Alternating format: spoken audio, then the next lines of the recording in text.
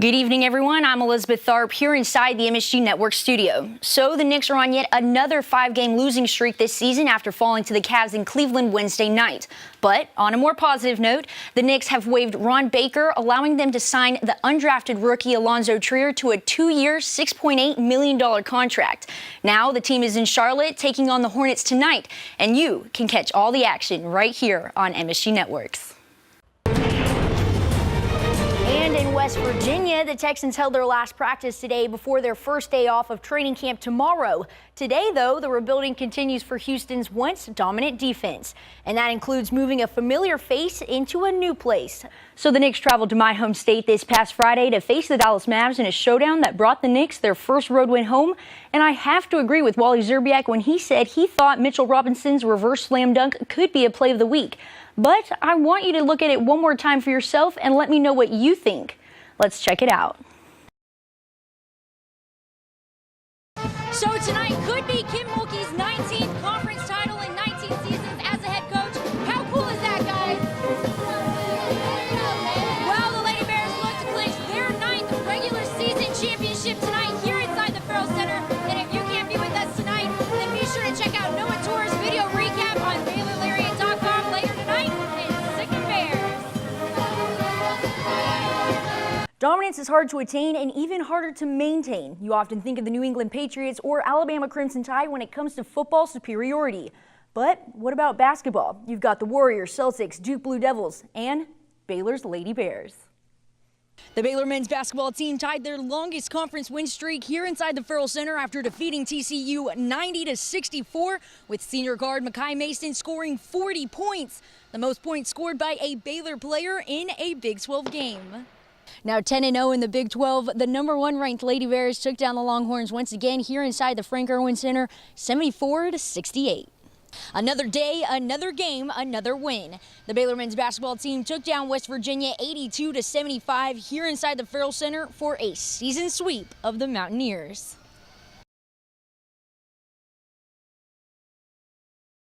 Baylor track and field athlete Will London has been running since he was 4 with his mother on the sideline cheering him on.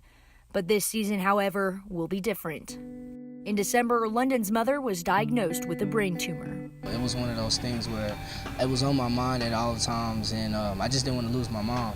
So when she was going to get the surgery and I found out about it, it kind of sucked, but I knew like I had to not focus on it and be strong for her, and just to show her that whatever is going to happen, like I was still going to be here and I was still going to continue what she started for me. On January 27th, London shared his mother's story on social media, and the responses were overwhelming. I mean, it was great to know that people that I would never think that I would talk to was there for me. So it was one of those things where it wasn't for publicity, it wasn't for anything. It was just wanted to share my story and my mom. So it was one of those things that just took off, and I didn't know it would happen. So it was pretty cool to know that everyone was supporting me and supporting my mom. On January 29th, London announced that the surgery was successful and his mother was doing well. Then on the 31st, London shared that his mother had returned home. Everything went well, the surgery went well, and she's at home, and she's up watching TV, and she's doing great. Before the surgery, London said when his mother went to the barbershop to get her hair cut off, he surprised her by doing the same. She didn't know I was going to do it. I kind of went back and forth with myself if I was going to do it or not, because I didn't want to cut my hair, but when I said after she got done, and I wanted her to know that I was there for her through whatever, because she's always been there for me through my 21 years of life. So I wanted her to know that this obstacle that she's going through, she's not alone. London said it's going to be tough not having his mother on the sideline this season, but he knows everything he accomplishes will be for her. Reporting for Lariat TV News, I'm Elisabeth Tharp.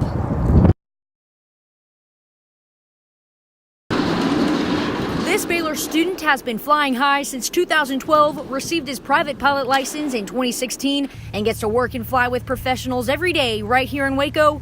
Meet Clay Little. 9879 Romeo, radar contact, stay altitude, resume on navigation to Waco, maintain VFR at below 5,000. Being a pilot has just been an amazing experience for me, and I've loved every second of it. I work here with Aaron Dabney. I've flown up in Dallas, at Addison, at Rockwall. It's just been an amazing learning experience, getting the different perspectives on aviation, and then trying to be the best pilot that I can be.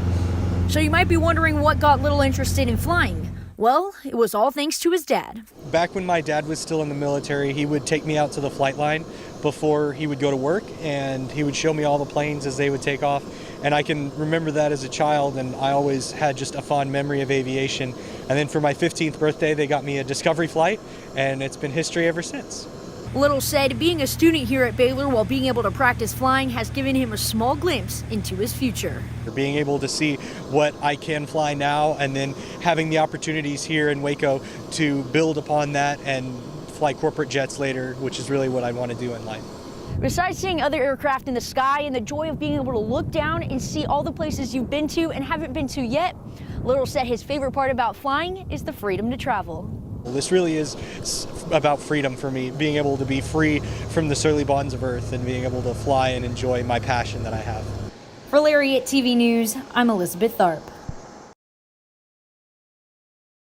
Well, the eyes of Texas were upon Baylor tonight as the Bears took down the Longhorns 84-83 in overtime inside a lit-up Farrell Center.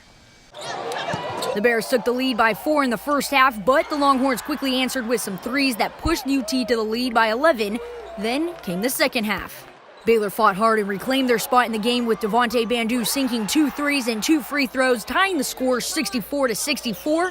After that, it was back and forth and sent into overtime. The Bears remained collected and confident when UT was up by 6 with 1 minute and 45 seconds remaining, and after a three-pointer by Jared Butler, dunk by Freddie Gillespie, a jumper by Mark Vidal, and 2 clutch free throws by Mario Kegler, it was all said and done for the Longhorns.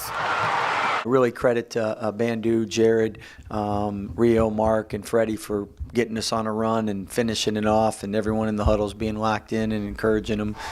So it was one of those great Baylor wins, and the fans were tremendous. They gave us a great lift. The game was tough in the first half, but we came in the locker room. We said, no matter what, stay together. No matter what, play with joy. And we did. I didn't realize it was that bad, 19, but I just always kept the faith, kept encouraging, trying to make simple plays, not trying to win it all at one time. And that's what we did. These guys, everybody on the team stepped up, and it was a fun time, fun game. After 2 days of much-deserved rest, the Baylor men's basketball team will hit the road to face Kansas State next on Saturday. For Lariat TV News, I'm Elisabeth Tharp.